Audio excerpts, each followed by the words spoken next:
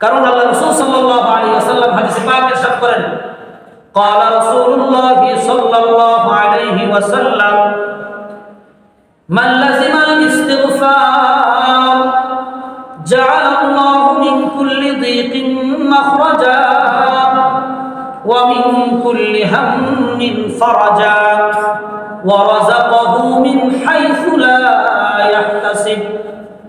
আল্লাহ রাসূল সাল্লাল্লাহু আলাইহি ওয়াসাল্লাম হাদিসে পাকে ইরশাদ করেন, আমার যে সকল উম্মতেরা তাদের নিজেদের জন্য ইস্তিগফারকে একটা জীবনের অবিচ্ছেদ্য অংশ বানিয়ে নেবে, নিজেদের জন্য ইস্তিগফারকে আবশ্যক বানিয়ে নেবে, আল্লাহ রাব্বুল আলামিন তাদের জন্য তিনটি পুরস্কারের কথা ঘোষণা করেছেন।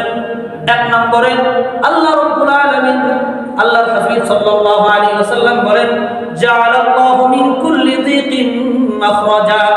মানুষ সদা সর্বদা ব্যবসায়িক ক্ষেত্রে হোক, জীবন চলার পথে হোক, বিভিন্ন সমস্যার সম্মুখীন তারা হয়ে থাকে, বিভিন্ন মামলা মোকদ্দমায় জড়িয়ে থাকে। যদি কোনো ব্যক্তি নিজেদের জীবনের জন্য ইস্তিগফারকে আবশ্যক বানিয়ে নেয়, তাহলে আল্লাহ পাক রব্বুল আলামিন যাবতীয় সমস্যা থেকে মুক্তির পথ তার জন্য সহজ করে দিবে, বলি সুবহানাল্লাহ।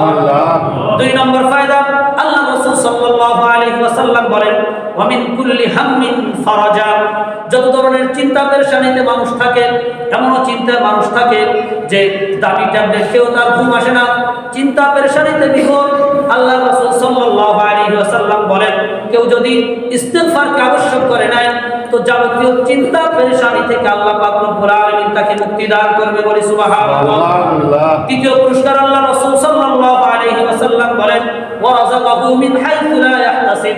অর্থাৎ যেই কারণে মানুষ চিন্তা পেরেশানিতে লিপ্ত হয়, যেই কারণে মানুষের চিন্তা আসে, অর্থাৎ রিজিকের জন্যই তো মানুষের পেরেশানি, রিজিকের জন্যই মানুষের সাথে মানুষের হানাহানি, দ্বন্দ্ব, বাজাবাজি, মামলা মোকদ্দমা।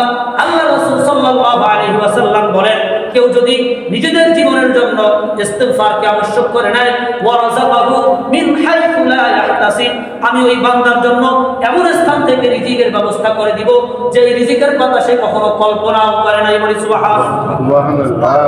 কত ফজিলত! এজন্য এই মাসে মুহাদ্দিসিনে কেরাম বলেন বেশি বেশি ইস্তিগফার করা। তো যে আলোচনাটুকু করলাম যে শাবান মাস, এটা হলো পবিত্র মাহে রমাদানের ভূমিকা স্বরূপ। এই মাস থেকেই পবিত্র মাহে রমাদানের জন্য আমাদের প্রস্তুতি গ্রহণ করতে হবে।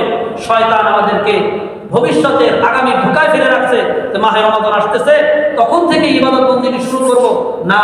আল্লাহ রাসূল বলেন এখন থেকেই শুরু করো, কেননা এই মাসটি পবিত্র মাহে রমাদানের ভূমিকা স্বরূপ। আল্লাহ রাসূল সাল্লাল্লাহু আলাইহি ওয়াসাল্লাম স্বয়ং তিনি নিজেও এই মাসে অধিক পরিমাণে রোজা রাখতেন, আমল করতেন। অতএব আমাদেরকেও বেশি বেশি পরিমাণে সাধ্য অনুযায়ী নফল রোজা রাখার চেষ্টা করতে হবে।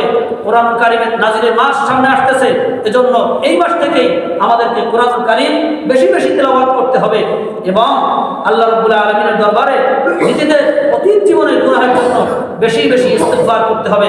আল্লাহ পাক রব্বুল আলামিন আমাদের সকলকে যে আলোচনাটুকু করলাম, আল্লাহ পাক আমাকে এবং আপনাদের সকলকে সহিভাবে আমল করার তৌফিক দান করুক। সকলে বলি আমিন। আমিন। ওয়া আখিরু দাওয়ানা আলহামদুলিল্লাহি রাব্বিল আলামিন।